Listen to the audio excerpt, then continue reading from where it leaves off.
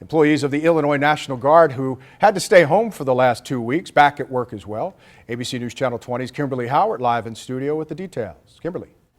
Vince, most of the National Guard civilian employees got back to work last week after the Pay Our Military Act passed, but there were still 4 employees who work with processing payroll that weren't back at work until today. There are also more than 50 National Guard employees who are officially considered state workers. Now, the state wrote out their paychecks starting last week, but it's not clear whether Illinois will be reimbursed. And that, in turn, does swing back around, affecting, once again, National Guard employees.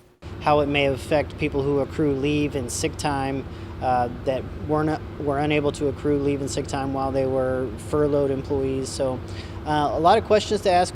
Including when the Guard will reschedule drills. Traditional soldiers and airmen usually have drills 1 weekend a month. So those who had scheduled drills during the shutdown and even those who have a drill for this upcoming weekend will have to make those up later in the year. Not a huge inconvenience, but a spokesman for the Guard says they pride themselves on giving the soldiers and airmen some predictability in their schedule so they can plan school, vacations, and time with their family. Vince. Thank you, Kimberly.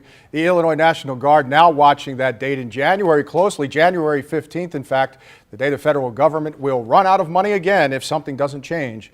A spokesman for the Guard says they're optimistic this won't happen again, and they're just happy a budget was passed.